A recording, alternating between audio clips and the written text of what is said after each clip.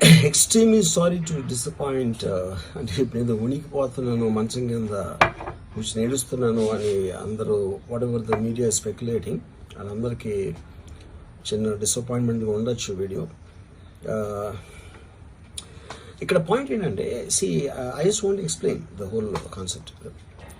ఇప్పుడు నేను ఆల్మోస్ట్ ఒక 1 year బ్యాక్ ఏదో ట్వీట్స్ పెట్టాను అనే ఎలిగేషన్. ఆ ట్వీట్స్ ఎవరో మనోభావాలు దెబ్బతిన్నాయి.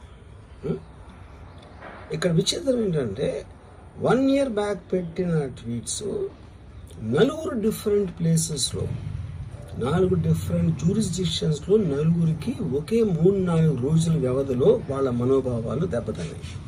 వాళ్ళు ఆ పరంగా కంప్లైంట్ ఇవ్వడం, కేసులు పెట్టడం జరిగింది.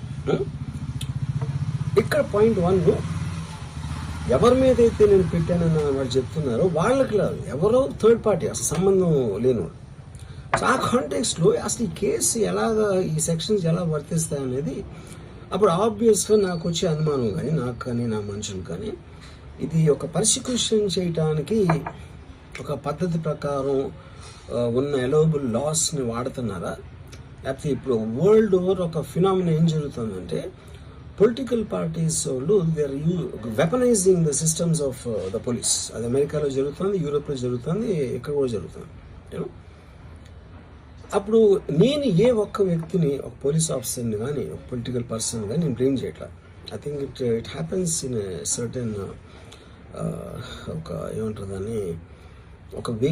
అది అందరూ కూడా ఎంతో కొంత అది చేయటానికి టెంప్టేషన్ ఉండొచ్చు. But eventually there is the law of the land which will take the final call. So అది that I completely agree, believe in that and I abide by that as a citizen. So ఇప్పుడు ఇక్కడ జరిగింది ఏంటి, నాకు ఒక notice వచ్చింది, నేను ఒక రిప్లై ఇచ్చాను, ఫలానా చోట ఫలానా తారీఖు నేను వస్తాను. అప్పటికి నాకు జరుగుతున్న పని ఒక ఆన్గోయింగ్ స్కెడ్యూల్ ఉంది కాబట్టి, నాకు ఫిలిం వర్క్ ఉంది కాబట్టి అవ్వలేదు. అండ్ ఇట్ ఈస్ వేరే ప్రొడ్యూసర్ చేస్తాను, ఆ ప్రొడ్యూసర్కి నష్టం వస్తుంది కాబట్టి నేను మళ్ళీ టైం అడిగాను. ఇదేంటి కేసు, ఇదేం అర్జెంట్ కేసు అంటే 1 year తర్వాత ట్వీట్ చూసిన అతనికి 1 weekలో అన్నీ అయిపోవాలనేది ఏమన్నా మీనింగ్ ఉంటుంది అసలు దానికి? So which basically means it is being done for purposes other than the urgency of the case. ఇప్పుడు అర్జెన్సీ ఆఫ్ ద కేసు అంటే మీరు మర్డర్లు గేడర్లు ఇన్ని జరిగి సంవత్సరాలు తీసుకుని